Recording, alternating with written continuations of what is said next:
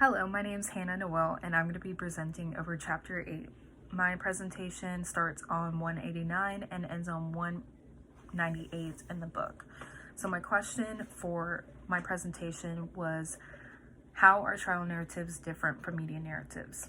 Now, this is a good question because there is a very big difference between how trial narratives play out and how media narratives play out.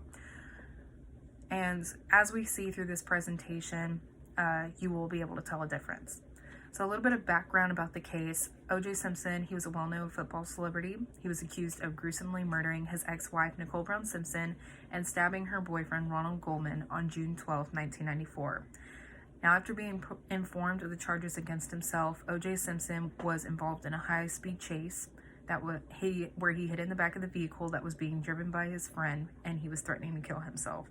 And that whole event was televised live for everyone to see as well. So the trial lasted 8 months and was televised the entire time with 150 million viewers. The trial cost Los Angeles County $9 million and Simpson $10 million. And like I said, this will be a really good example of how media narratives really impacted the trial. The chief prosecutors were Marcia Clark, Christopher Darden, William Hodgman, and the defense attorneys were Johnny Cochran, Robert Shapiro, and F. Lee Bailey. So the audiovisual clip that I included in this presentation is from ABC News, and it basically shows the news media reporters that were at the courthouse filming the entire trial as it took place. Even on the days that trial was not in session, you can see that they're all camped out in case something were to happen, so they'd be the first on the scene to get the story.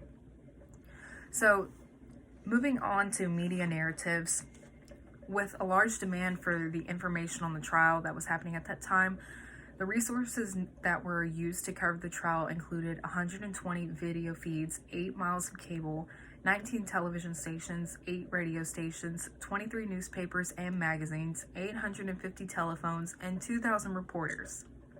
So that was a lot. Now, due to the pre-trial publicity and television coverage, the jurors and the alternates had to be sequestered by Judge Lance Ito, who was the sitting judge of the trial of the case. And they were sequestered for 266 days.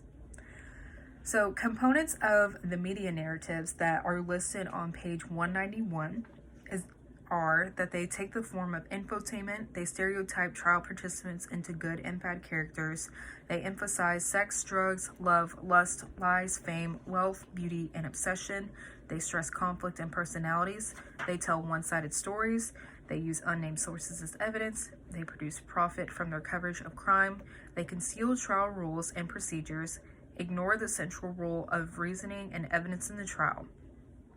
Now, because the trial lasted for quite a long time, the news media were struggling to keep their viewers entertained. So they had to take on a more intrusive role, I would say.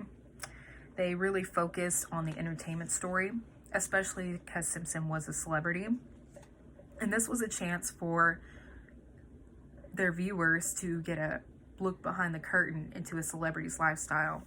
So the main factors that they really focused on were his money, of course, his infidelity, drug use, his relationships with his ex-wife, Nicole Brown Simpson, their marriage life, even their extracurricular activities outside of that. And they even included a possibility of a drug cartel being involved in the murders.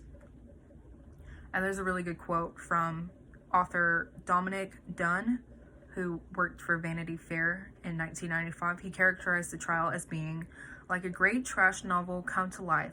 Mammoth fireworks, displays of interracial marriage, love, lust, lies, hate, fame, wealth, beauty, obsession, spousal abuse, stalking, broken-hearted children, the bloody knife, slashing homicides, and all the money that justice can buy.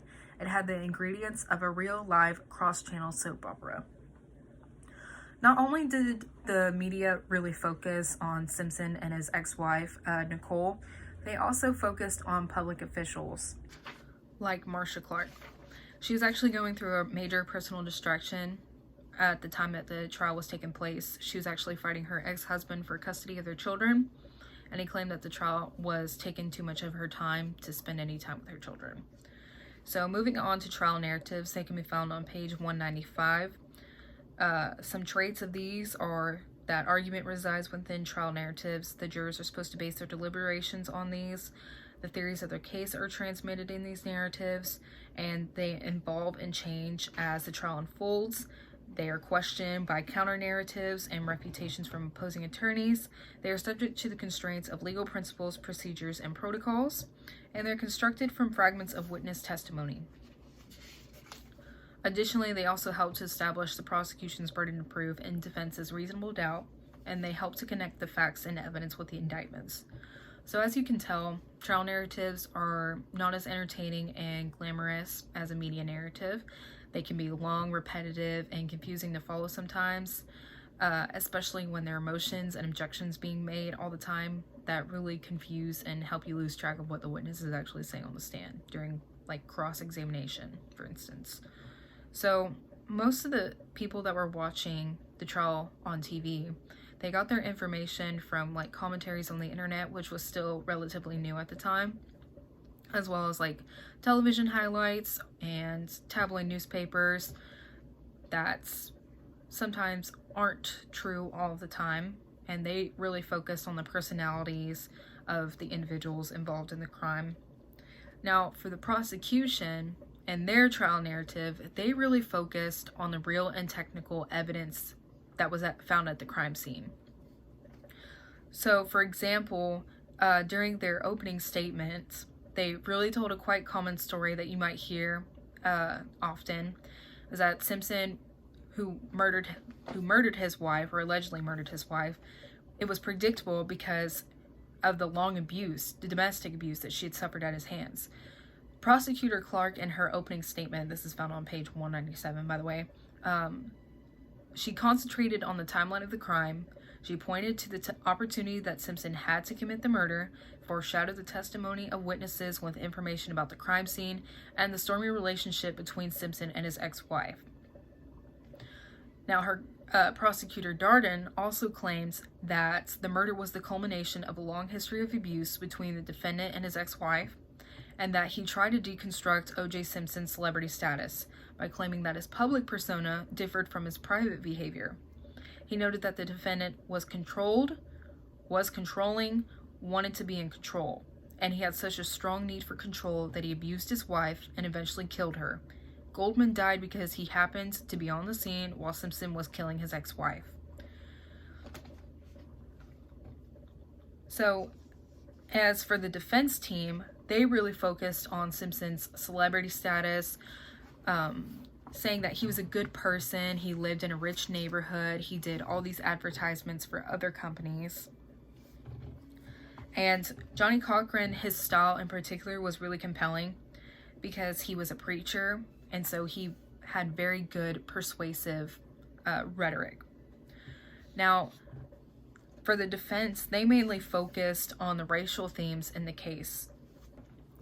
For my discussion board question, my question was, how do trial narratives differ from media narratives? And I hope you can tell that media narratives, they really focus on selling a story. There is no constraint to what they can say. They really focus on the personalities and the entertainment story, trying to sell a paper, of course. And trial narratives are constrained by legal rules and procedures that they have to follow, and they focus on real and technical evidence in court. Thank you for watching.